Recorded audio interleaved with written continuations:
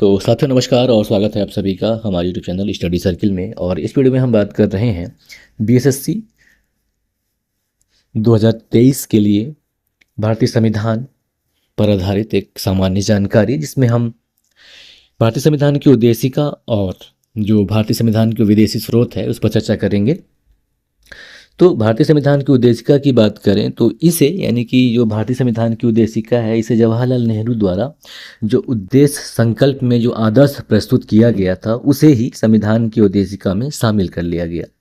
और संविधान के 42वें संशोधन जो कि 1976 में किया गया था, और जैसे संशोधित किया गया उसमें 3 शब्द जोड़े गए थे। तो जो भारतीय संविधान की उद्देशिका या प्रस्तावना है वो कुछ इस प्रकार है कि हम भारत के लोग भारत को एक संपूर्ण प्रभुत्व संपन्न समाजवादी पंथनिरपेक्ष लोकतंत्रात्मक गणराज्य बनाने के लिए तथा उसके समस्त नागरिकों को सामाजिक आर्थिक और राजनीतिक न्याय, विचार अभिव्यक्ति विश्वास धर्म और उपासना की स्वतंत्रता, प्रतिष्ठा और अवसर की समता प्राप्त करने के लिए तथा उन सब में व्यक्ति की गरिमा और राष्ट्र की एकता और अखंडता सुनिश्चित करने वाली बंधुता बढ़ाने के लिए दृढ़ संकल्प होकर अपनी इस संविधान सभा में आज तारीख 26 नवंबर 1949 ईस्वी मिति मार्ग शीर्ष शुक्ल सप्तमी संवत 2006 विक्रमी यानी कि विक्रम संवत की बात हो रही है को एतत् द्वारा इस संविधान को अंगीकृत अधिनियमित और आत्मार्पित करते हैं। अब प्रस्तावना की अगर हम मुख्य बातों की बात करें तो जो भारतीय संविधान है इसे संविधान की कुंजी कहा जाता है या यूं कहें कि चाबी कहा जाता है। प्रस्तावना के अनुसार संविधान के अधीन समस्त शक्तियों का केंद्र बिंदु या स्रोत जो है ये भारत के लोग हैं। और तो प्रस्तावना में जो शब्द लिखे हुए हैं, हम भारत के लोग इस संविधान को अंगीकृत अधिनियमित और आत्मार्पित करते हैं, तो ये बताता है कि भारतीय लोग जो हैं सर्वोच्च संप्रभुता का उद्घोष करते हैं।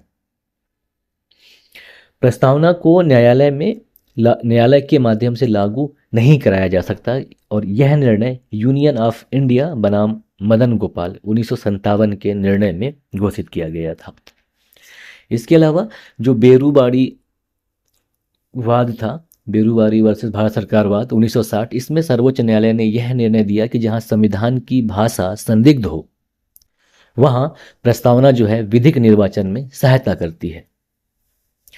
और इसके अलावा इसी वाद में बेरूबारी वाद में ही सर्वोच्च न्यायालय ने प्रस्तावना को संविधान का अंग नहीं माना था, इसलिए विधायिका प्रस्तावना में संशोधन नहीं कर सकती।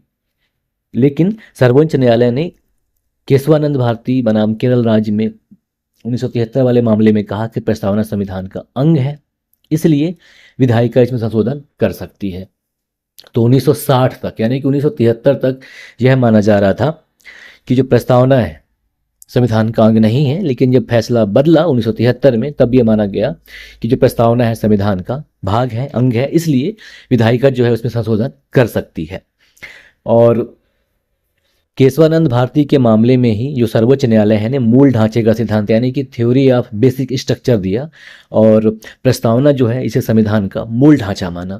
और संसद जो है संविधान की मूल ढांचा में नकारात्मक संशोधन नहीं कर सकती है। स्पष्टतः ये कहा गया है कि संसद जो है वैसा संशोधन कर सकती है जिससे मूल ढांचा का विस्तार हो और मजबूत हो, वो संशोधन कर सकती है, लेकिन ऐसा कोई भी संशोधन नहीं कर सकती जो संविधान के बेसिक स्ट्रक्चर या आधारभूत ढांचे को प्रभावित करती हो। और 42वां संविधान संशोधन अधिनियम 1976 के द्वारा जो प्रस्तावना है इसमें समाजवादी पंथनिरपेक्ष और अखंडता शब्द जोड़े गए थे। अब बात कर लें कि भारतीय संविधान में जो विदेशों से लिए गए हैं वो क्या क्या हैं, जो विदेशों से विशेषताएं ली गई हैं वो क्या क्या हैं। तो अगर हम संयुक्त राज्य अमेरिका या यूएसए की बात करें तो यहाँ से मूल अधिकार, न्यायिक पुनरावलोकन, संविधान की सर्वोच्चता, न्यायपालिका की स्वतंत्रता, निर्वाचित राष्ट्रपति एवं उस पर महाभियोग, उपराष्ट्रपति, उच्चतम एवं उच्च न्यायालयों के न्यायाधीशों को हटाने की विधि एवं वित्तीय आपात जो है ये संयुक्त राज्य अमेरिका से लिए गए हैं। ब्रिटेन की बात करें तो यहाँ से संसदीय शासन यानी कि संस्थानात्मक शासन प्रणाली, एकल नागरिकता एवं विधि निर्माण की प्रक्रिया जो है ब्रिटेन से लिया गया है। इसके अलावा जो परमाधिकार लेख है, संसदीय विशेषाधिकार और द्विसदनवाद जो है वो ब्रिटेन के संविधान से ही लिया गया है। आयरलैंड की बात करें तो आयरलैंड से नीति निदेशक तत्व और जो राष्ट्रपति की निर्वाचन पद्धति और राज्यसभा के लिए सदस्यों का नामांकन जो है ये वहीं से लिया गया है। यानी कि जो 12 व्यक्तियों को जो जो राष्ट्रपति जो राज्यसभा में 12 व्यक्तियों को जो साहित्य, कला, विज्ञान और समाज सेवा में क्षेत्र में जो ख्याति प्राप्त व्यक्ति हैं उनका मनोनयन करते हैं, यह प्रक्रिया जो है आयरलैंड से ही ली गई है।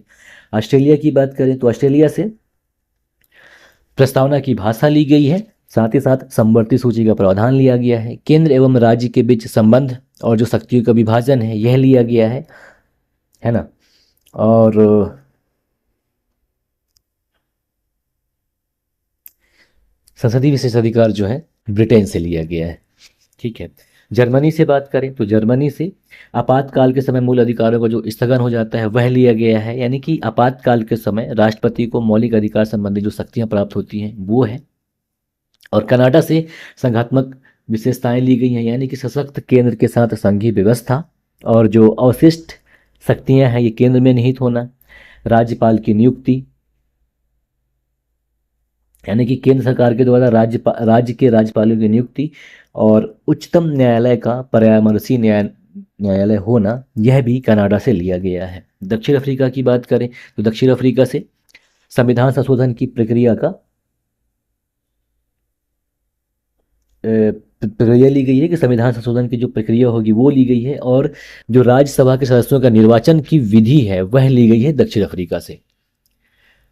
और रूस से बात करें तो रूस से मौलिक कर्तव्यों का प्रावधान लिया गया है, और जापान से विधि द्वारा स्थापित प्रक्रिया। इसके अलावा जो भारत शासन अधिनियम 1935, तो भारत शासन अधिनियम जो है मतलब ऐसा है कि भारतीय संविधान के जो बहुत सारे जो स्रोत हैं देसी और विदेशी तो हैं ही, जैसा कि बताया आपको, लेकिन भारतीय संविधान पर सबसे ज़्यादा जो प्रभाव पड़ा वह है भारतीय शासन अधिनियम 1935 का है। भारतीय संविधान के जो 300 अनुच्छेद हैं, 395 अनुच्छेद हैं, उसमें से लगभग 250 के आसपास जो अनुच्छेद हैं वो 1935 ईस्वी के अधिनियम से या तो ज्यों के त्यों ले लिए गए हैं या फिर उनमें थोड़ा बहुत परिवर्तन किया गया है। ठीक है। और फ्रांस के संविधान की बात करें तो गणतंत्रात्मक और प्रस्तावना में स्वतंत्रता, समता और बंधुता के आदर्श जो लिए गए हैं वो फ्रांस से लिए गए हैं। तो ये था साथियों Bihar SSC inter level exam के लिए भारतीय संविधान के जो प्रस्तावना है और भारतीय संविधान में विदेशों से ली गई जो विशेषताएं हैं उसके बारे में संक्षिप्त जानकारी। नमस्कार, जय हिंद।